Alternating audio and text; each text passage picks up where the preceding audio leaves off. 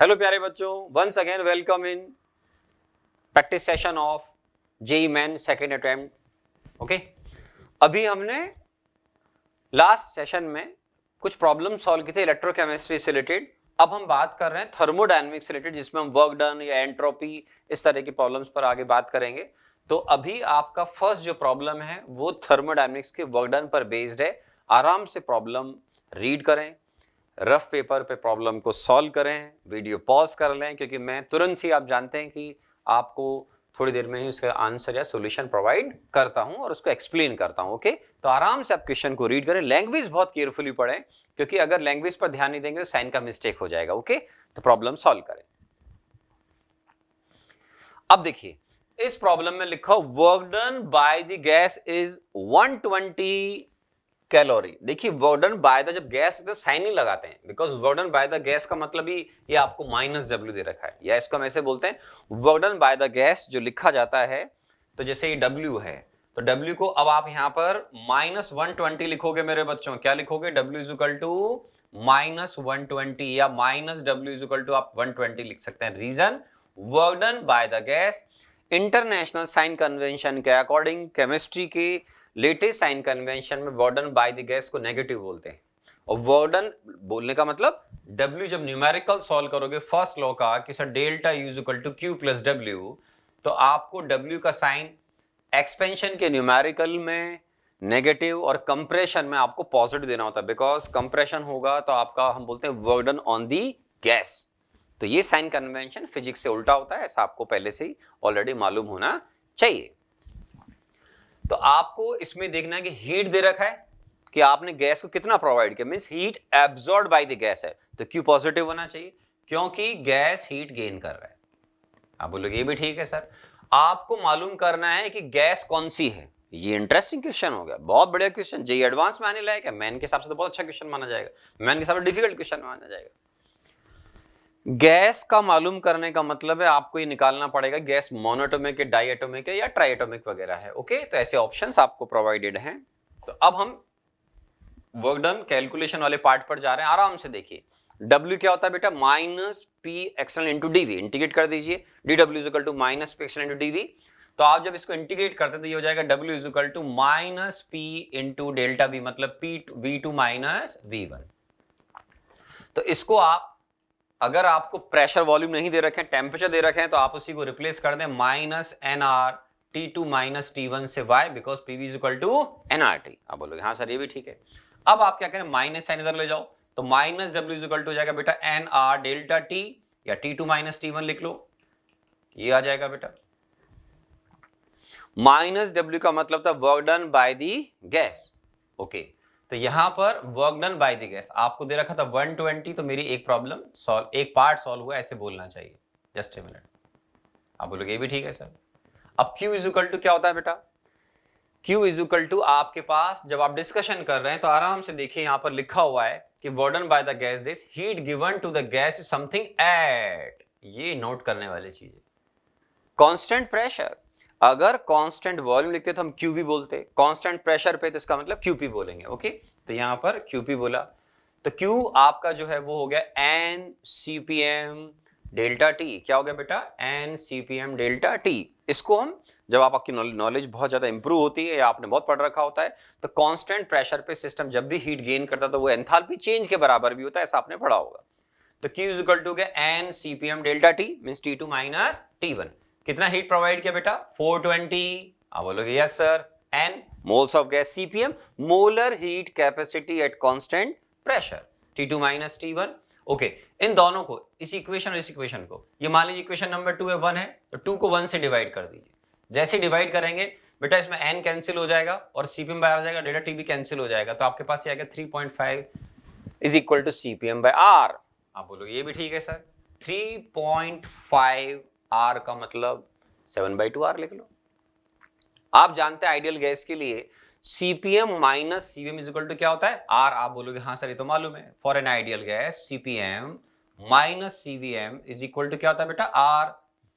तो यहां से आप जब CVM कैलकुलेट करेंगे तो इसमें से R माइनस कर दीजिए, 5/2 R आ जाएगा। तो अब आपको ये आना चाहिए, जब हम बिल्कुल जेईई मेन सेकेंड अटेम्प्ट देने वाले हैं तो हमें मालूम होना चाहिए कि डायटोमिक गैस के लिए सीवीएम 5/2r होता है। ओके, किसके लिए? डायटोमिक गैस के लिए। अगर ये मोनोटोमिक गैस होती है तो सीवीएम आपका होता है 3/2r, ये आपको मालूम होना चाहिए। तो 5/2r का मतलब गैस डायटोमिक है। अब गैस अगर डायटोमिक है तो मुझे ऑप्शंस पे जाना पड़ेगा, मोनोएटोमिक, डाई, ट्राइएटोमिक, ट्राइएटोमिक। दोनों gas triatomic non linear gas हैं, तो ये आपके पास डायटोमिक गैस हाइड्रोजन इसका आंसर होना चाहिए। So very good question for JEE main, very good question. Okay, ये देख लिया आपने आराम से, ठीक है। कहीं आपसे कोई मिस्टेक हो जाए तो उसको डेफिनेटली इस प्रैक्टिस सेशन से इंप्रूव करिए, सीखिए और आगे बढ़िए। अब नेक्स्ट क्वेश्चन आपका जो दे रखा है डायग्राम बेस्ड प्रॉब्लम में, जेईई में डायग्राम बेस्ड प्रॉब्लम भी आते हैं, तो आराम से केयरफुली रीड करिए और आराम से सॉल्व करिए। रफ में वीडियो पॉज करिए, फिर मैं आपको इसका सॉल्यूशन देता हूं, ठीक है। अब देखिए, ये एक साइक्लिक प्रोसेस है, आपको V और T दे रखे हैं, आप बोलोगे हाँ दे रखे हैं, वॉल्यूम टेम्परेचर दे रखे हैं, तो यहां पर टेम्परेचर कांस्टेंट है, तो AB आपका आइसोथर्मल प्रोसेस हो गया, BC आपका आइसोकोरिक प्रोसेस हो गया, CD आपका आइसोथर्मल हो गया और D आपका वापस आइसोकोरिक प्रोसेस हो गया। आइसोकोरिक प्रोसेस में वर्डन क्या होता है? 0, बिकॉज वॉल्यूम में कोई चेंज नहीं होता है। तो आपको जब इस पूरे साइक्लिक प्रोसेस के अंदर बात करनी है, VT डायग्राम दे रखा है, what is a net heat exchange by 10 mole of CO2 gas, 10 mole CO2 gas, कब एग्जाम में ध्यान रखना पड़ेगा। तो इसका मतलब आपको वर्डन 10 मोल के लिए कैलकुलेट करना चाहिए। अब देखिए, साइक्लिक प्रोसेस में डेल्टा यू होता है Q प्लस W। अब साइक्लिक प्रोसेस में डेल्टा यू क्या हो जाएगा? 0। Why? Because you is a state function. Delta U मतलब चेंज इन स्टेट फंक्शन, तो चेंज इन स्टेट फंक्शन क्या हो जाएगा? 0, क्योंकि आपका सिस्टम मान लीजिए पॉइंट ए से स्टार्ट हो रहा है, तो लौट कर आप वापस वहीं आ जाएंगे। तो सिस्टम की 4 स्टेप, 1 2 3 और ये 4, 4 प्रोसेस है, 4 स्टेप हो गई। सिस्टम लौट कर पॉइंट ए पर आ जाएगा, तो इनिशियल फाइनल स्टेट सेम होने की वजह से डेल्टा यू क्या हो गया? 0। अब आपने अगर चारों स्टेप का वर्डन कैलकुलेट कर लिया तो हम कॉन्सेप्ट लगा देंगे कि sir Q total plus W total, ये आप पूरे साइक्लिक प्रोसेस से कैलकुलेट कर लीजिए आराम से। तो जो W टोटल आएगा विद साइन, उसका साइन चेंज कर दीजिए, Q हो जाएगा। Very simple. ओके, तो आप आराम से इस प्रॉब्लम को आपने सॉल्व किया होगा। तो आपको टेम्परेचर का ध्यान रखना 2 बार और वॉल्यूम का ध्यान रखना है कि वॉल्यूम A से B जा रहे हैं तो 10 से 20 डबल हो रहा है, और C से जब D आ रहे हैं तो वो हाफ हो रहा है। आइसोथर्मल प्रोसेस में एक बार टेम्परेचर 300 है और एक बार टेम्परेचर 400 केल्विन। एग्जाम में चेक करिएगा, डिग्री सेंटीग्रेड में अगर दे रखा हो तो केल्विन में जरूर कन्वर्ट करिएगा। ओके, अब देखिए 4 स्टेप का work done W equal to AB plus BC plus CD plus D है। तो जैसा मैंने बोला उसके अकॉर्डिंग आपके 2 वर्डन तो 0 हो गए बेटा। ये क्यों 0 हो गए? अभी बताया था, आइसोकोरिक है, 2 प्रोसेस आइसोथर्मल है। साइक्लिक रिवर्सिबल जो प्रोसेस होता है उसमें क्या होता है? रिवर्सिबल प्रोसेस में फॉर्मूला आपने याद कर रखा होगा हमारा, आइसोथर्मल रिवर्सिबल का formula, isothermal reversible minus nRT/ln V2 upon V1, ये फेमस फॉर्मूला होता है बच्चों, या minus nRT/ln P1 upon P2 बोल दीजिए। प्रेशर नहीं दे रखे हैं, वॉल्यूम दे रखे हैं, तो वॉल्यूम सॉल्व करिए। तो देखिए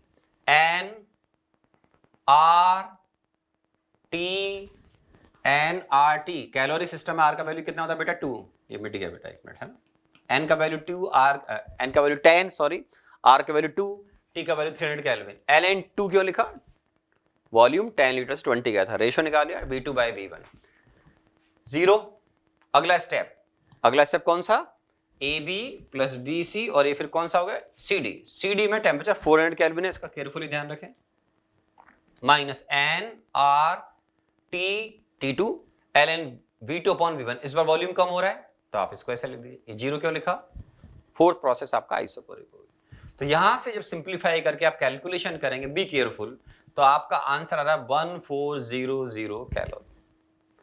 तो इसका मतलब ये हुआ कि हम जब इस प्रॉब्लम को सॉल्व कर रहे हैं तो नेट जो वर्क डन आ रहा है वो आपका पॉजिटिव आ रहा है, इसको बोलते हैं work done on the gas. तो इसका मतलब ये हुआ कि जो Q है आपका, ठीक है ना, जो Q है वो आपका साइन चेंज करने के साथ में आ जाएगा। डेल्टा यू क्या है मेरे बच्चों? 0। क्यों 0 है? डेल्टा यू साइक्लिक प्रोसेस के लिए Q प्लस W। आप बोलोगे ये भी ठीक है सर। अब जो Q है वो माइनस W के बराबर, आप बोलोगे ये भी ठीक है सर।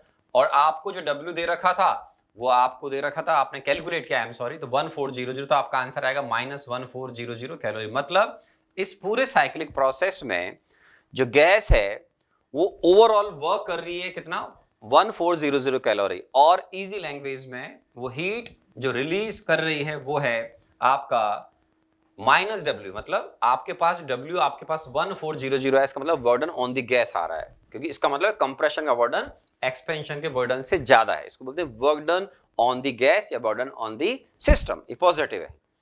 तो इसका मतलब क्यू का साइन नेगेटिव आना चाहिए, इसका मतलब होता है सिस्टम हीट रिलीज करेगा।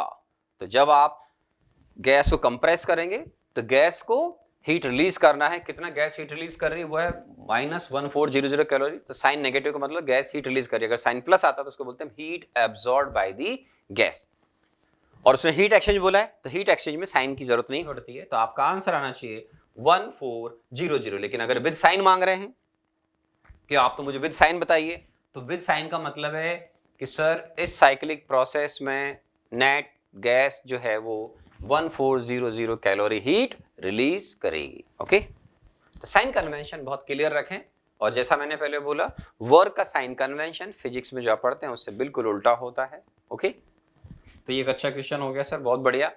जेई मेन तो छोड़ो, आप एडवांस में आने लायक क्वेश्चन है। ये थ्योरेटिकल क्वेश्चन है, कभी कभी थ्योरेटिकल क्वेश्चन भी आते हैं, उसमें आपको बहुत केयरफुली थ्योरी को दिमाग में रखना होता है, याद करना होता है, फिर प्रॉब्लम को सॉल्व करना होता है। तो दोनों स्टेटमेंट केयरफुली पढ़ें, ऑप्शन जरूर केयरफुली पढ़ें कि A B C D option बोल क्या रहे हैं। ओके, स्टडी करें। अब देखिए, entropy of an ideal gas always always word use कर लिया, डिक्रीजेज इन रिवर्सिबल कंप्रेशन।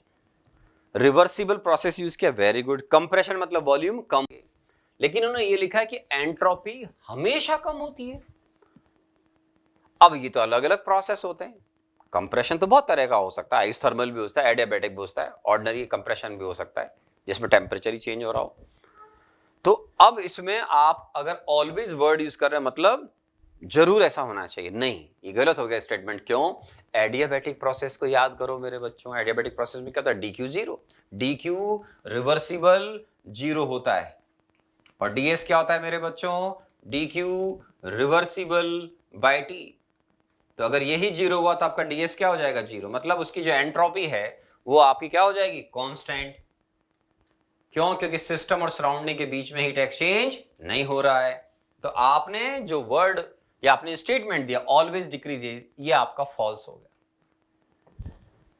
फिर लिखा है इन compression volume of gas decreases, ये तो एक नॉर्मल बात है कि कंप्रेशन का मतलब वॉल्यूम कम होना होता है, स्टेटमेंट ट्रू हो गया, ये पूरी दुनिया को मालूम होता है, तो आपको तो डेफिनेटली मालूम होगा।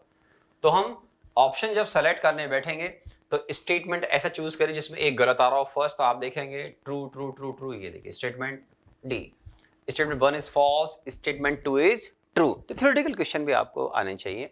सो first statement is very good statement, very good question. Okay, ठीक है, तो ये हमारा एक अच्छा क्वेश्चन और सॉल्व हुआ, इसका आंसर दे दिया मैंने। अब आपका न्यूमेरिकल एंट्रोपी पर बेस्ड ही, बिकॉज एंट्रोपी से बच्चों को डर लगता है, तो आपको फॉर्मूले याद होने चाहिए। बी केयरफुल कि आप किस तरह का प्रॉब्लम सॉल्व कर रहे हैं, तो आराम से इस प्रॉब्लम को रीड करें, यूनिट्स का ध्यान रखें। इसमें जो डिमांड हो रही है कैलोरी पर मोल पर केल्विन में हो रही है आइडियल गैस के लिए। एक डायटोमिक गैस है, CVM दे रखा है आपको 5/2R। In the following process आपको रीड करना है, अपने आप समझना है, और इस अच्छे या जेई मेन के हिसाब से डिफिकल्ट क्वेश्चन जेई मेन के हिसाब से उसको आपको सॉल्व करना है। सॉल्व करिए।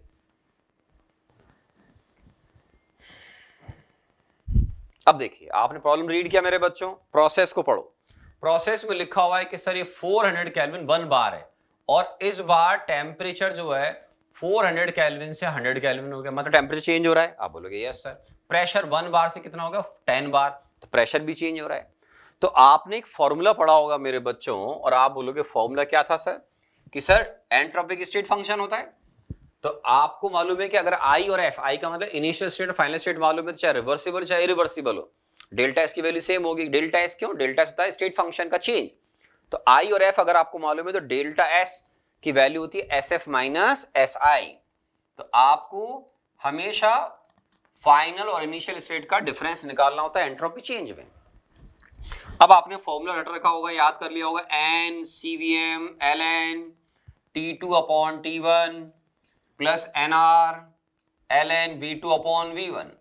लेकिन एग्जामिनर चाह रहा है कि आप इस फॉर्मूले जगह दूसरा फॉर्मूला लगाएं इन टर्म्स ऑफ प्रेशर, तो वो भी आपको क्लास में सिखाया था, वो हो जाएगा n, पूरा सॉल्व करते हैं तो CPM ln T2 upon T1 plus NR, ये क्या हो जाता है बेटा ln reverse P1 upon P2।